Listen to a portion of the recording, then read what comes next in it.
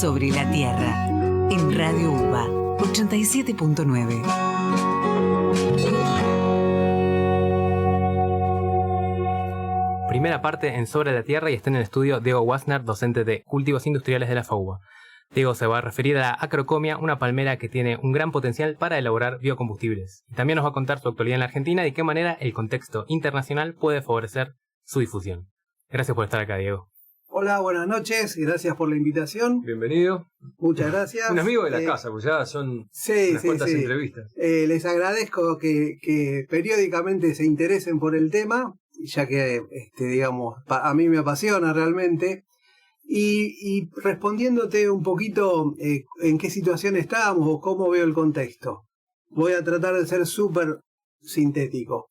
Hoy en el mundo hay una especie de como un hormiguero que han pateado, hay mucha actividad, mucho interés en el tema de biocombustibles en algunas áreas en particular. La que más se destaca es el biocombustibles para aviones, que se llama Biojet, o tiene distintos nombres, vulgarmente lo conocemos como Biojet. Si las aerolíneas comerciales cumplen los objetivos que se han planteado, que ese proceso ya empezó, la demanda de este tipo de combustibles va a ser muy grande. Y todavía no hay certezas de cómo se va a abastecer a esa demanda. En ese contexto, uno lo que ve es, tenemos una posibilidad muy interesante de generar aceite, de incrementar la producción de aceites en la Argentina y abastecer a esa demanda. Ese sería un razonamiento lineal, ¿no? Cómo cerrar un negocio a nivel país, si querés. Claro. Ahora, lo que a mí me parece que por lo menos tratamos de agregarle en la facultad, es decir, podemos aprovechar esa situación para generar otras externalidades positivas, en el sentido de que ese negocio que se podría armar genere más demanda de mano de obra rural o mejore el desempeño ambiental de las producciones en términos de secuestro de carbono. Y un poco yo el tema de la palmera lo pongo en ese contexto.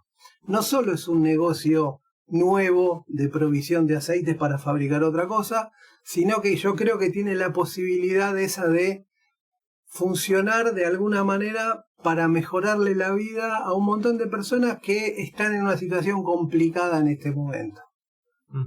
Bien, y un poquito nos puedes contar, recién ya hiciste una introducción brevemente sobre la palmera, pero ¿nos puedes contar un poquito más sobre ella y su potencial? Esto es parte para empezar a hablar de esto. Es una palmera nativa que tiene muy poco mejoramiento. Esta específicamente, que se llama Acrocomia totai, los que sean del litoral la conocerán como coco o como bocayá en guaraní. Tiene la particularidad que tiene muy altos niveles de producción de fruta y esa fruta tiene aceite. Para poner aproximadamente podemos pensar en 20-25 toneladas de fruta por hectárea con un 20% de aceite. ¿Tá? Eso nos da valores muy altos de aceite. Pero acá viene la otra cuestión. Si tiene un 15, un 20% de aceite, tiene un 80% de otra cosa. Gran parte de esa otra cosa son harinas que se pueden usar en alimentación de animales, de muy buena calidad. Entonces, parte de la gente que está interesada en esto son ganaderos. Okay. Ganaderos que quieren mejorar su negocio, que quieren mejorar el entorno de las vacas, o sea, tener un entorno más silvopastoril, digamos, y que les interesa incrementar la producción de carne, ¿no? Con este recurso. Bueno, para seguir con la palmera, esta palmera está acá, está en Paraguay, está en el sur de Brasil, en los tres países con historias totalmente distintas. En Paraguay se la explota comercialmente hace más de 80-90 años, básicamente de palmares naturales, pero eso sustenta la actividad de 5 o 6 fábricas que hoy están operando en Paraguay. En la Argentina, salvo que se la coman los animales que caen abajo o la gente que también la consume muy, muy marginalmente, no hay ningún antecedente de explotación. Y Brasil es como una especie de cohete que está desarrollando grandes plantaciones, sobre todo de la prima de esta palmera que se llama Acrocomia aculeata, digamos, con superficies en este momento implantadas de entre 7.000 y 8.000 hectáreas y proyectadas números muchísimo más grandes.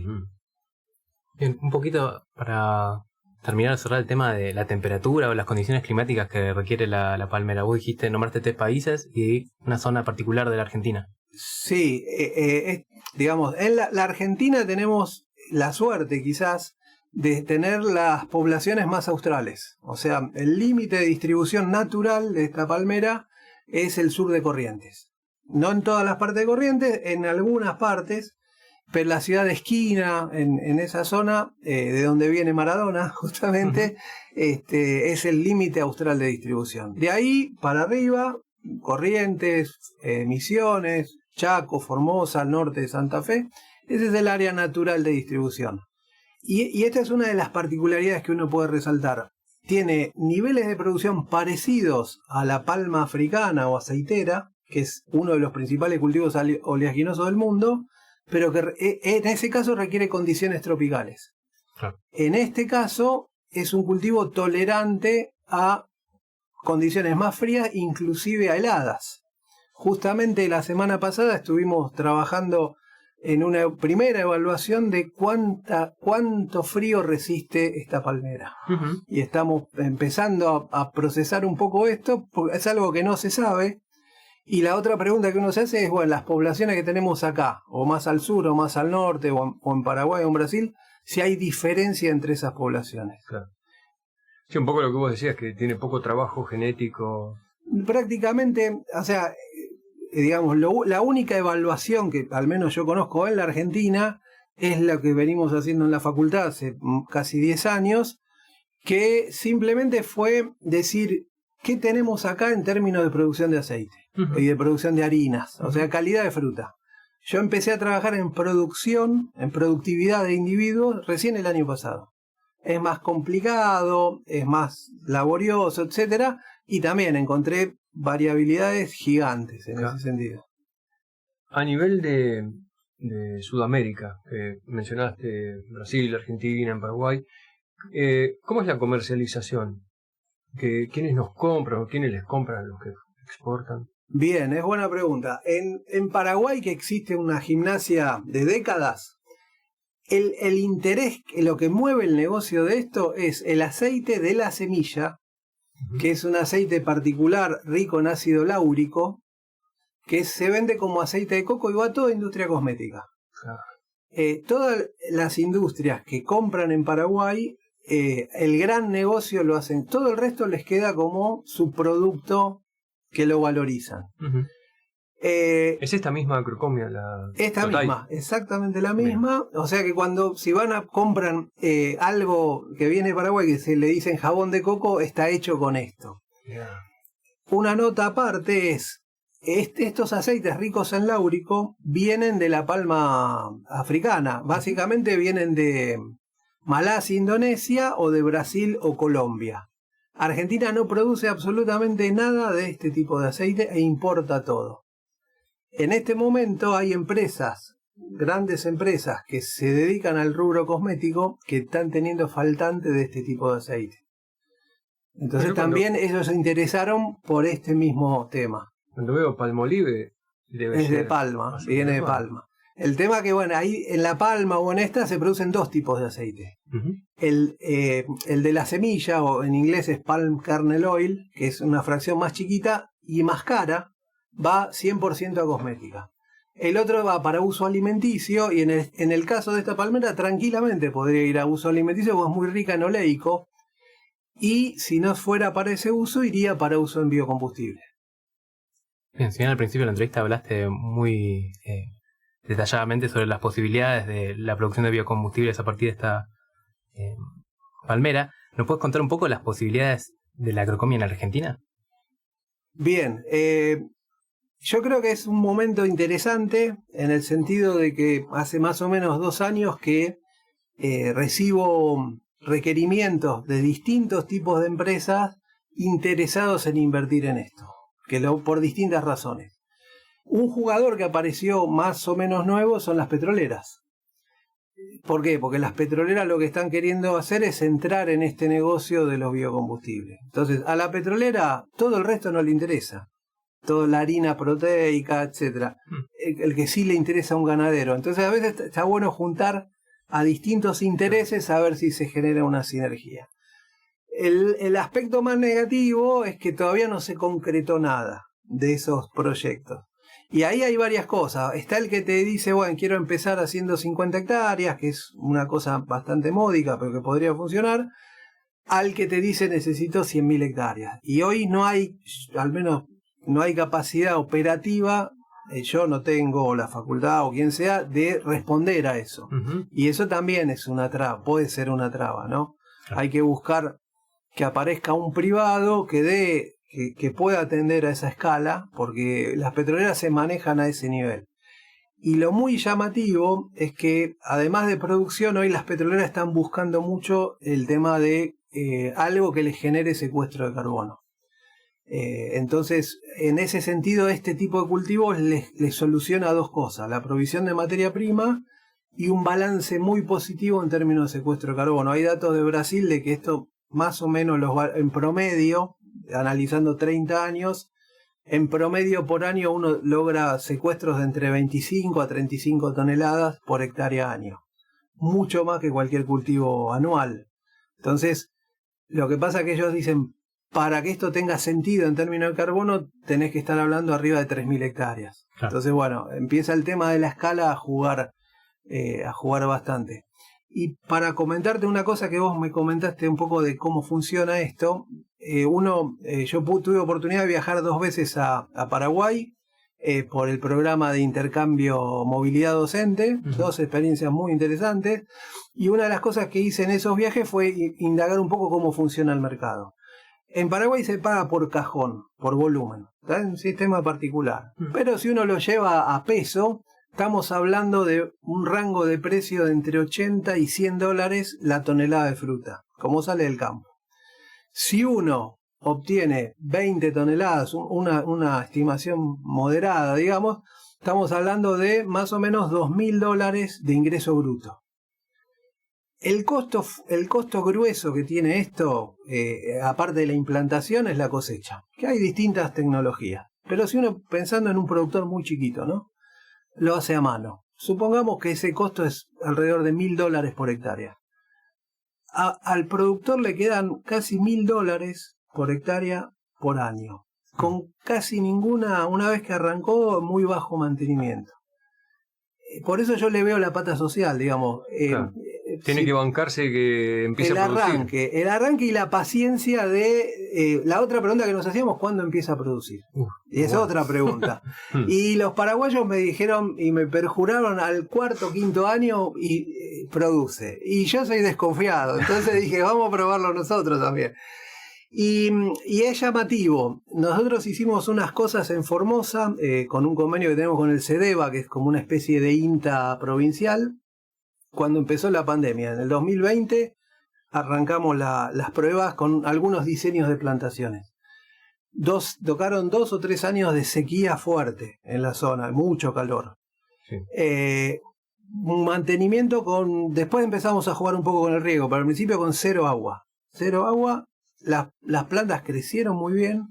Y de todo eso, el año pasado floreció una, al segundo año. Lo que no quiere decir que sea de 2 años. Probablemente este año florezca un porcentaje un poquito mayor y tendremos el pico al 4º año, como me decían los colegas de Paraguay. Bueno, tenía razón, pero uno tiene que cuestionar todo. A partir de ahí es producción durante un periodo largo. De hecho, en Paraguay lo promocionan como la jubilación del campesino. Yeah. Dice, mira, hacete una parcelita de esto y después vas a cosechar todos los años, vas a tener un ingreso. Y lo pude ver en este viaje. Realmente me emocionó, me conmovió ver a gente muy humilde. Tuve que ir con traductor de guaraní porque no hablaban español. Con unas parcelas hermosas, muy bien cuidadas a mano, con 0 tecnología. El cuidado que le habían puesto a eso y que ya estaban ahí por empezar a cosecharlo, un ingreso que no era menor para ellos. Así que toda esa cuestión, cuando la ves en la realidad, está bueno, ¿no? Como que pasás de la teoría a la práctica. Un poco por lo que vos comentabas, si no entiendo mal, producir aceite para biojet con esta palmera, no competiría con la producción de alimentos, como podría pasar con otros cultivos como la soja, por ejemplo. Sí, bueno, esa es toda una discusión a ver, esa discusión fue muy fuerte en 2007-2008 cuando arrancó el biocombustible, el biodiesel. Uh-huh. Si vos mirás hoy los datos a nivel global, hoy en el mundo se producen más o menos 210 millones de toneladas de aceite. ¿Cuánto se destina a biodiesel? El 10-15%.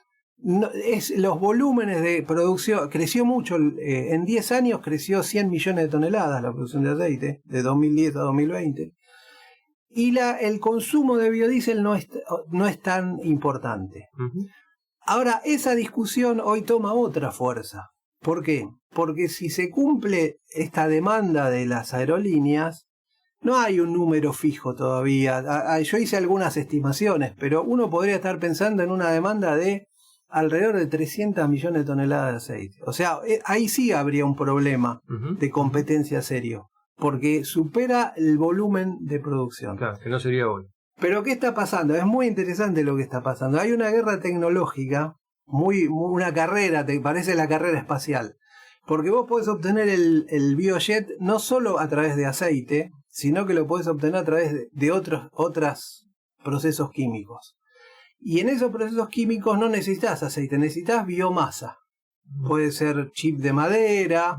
De hecho, hoy está operando una planta comercialmente en el desierto de Nevada que usa los residuos sólidos urbanos. O sea, toda la fracción que no es reciclable, que fue lo que generó un gran conflicto acá, se somete a un proceso que se llama proceso termoquímico, en donde no es combustión. Lo que uno hace es someter a temperatura en una atmósfera deficiente en oxígeno.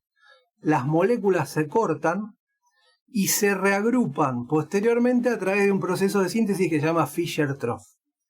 Eso lo descubrieron los alemanes en la Segunda Guerra Mundial cuando se quedaron sin combustible, o un poquito antes, ¿no? Y hacían funcionar, fabricaban combustible para su maquinaria bélica a partir del carbón. Después eso se olvidó porque no era redituable, y hoy esa tecnología se viene estudiando nuevamente y hoy ya está a escala comercial. Entonces, ahí tenés otra pata interesante, decir, mirá, tengo un montón de residuos que son un problema y los transformo en un petróleo sintético. ¿Cuáles son las dos cuestiones acá? Esa tecnología es más compleja y más cara, pero la materia prima es muy barata. Claro. En este caso, la tecnología es más simple, porque es una hidrogenación fuerte nada más, pero la materia prima es cara. Entonces, por ahí las dos conviven. Lo último de esto, la nota de color quizás, en Paraguay, no sé si ya está operando o está por empezar a operar, se está construyendo una planta de un proyecto que se llama Omega Green, que es una fábrica de biocombustible de avión a partir de aceite. Esa planta es una inversión cercana a los $1.000 millones, y cuando empiece a operar va a ser una aspiradora de aceite a nivel regional. De hecho, ya han contactado gente en todos lados. Lo interesante es que ellos priorizan todos los aceites residuales. El aceite de cocina, si se puede recolectar, aceites residuales de plantas en donde hay fracciones que quedan mucho tiempo, se oxidan, entonces todo eso, grasas que no son aptas para uso alimenticio. Yo sé que por ahí María San Martín va a hablar de ese tema en breve, pero hoy también se vive una especie de revolución en ese mundo. Hoy hay una especie de...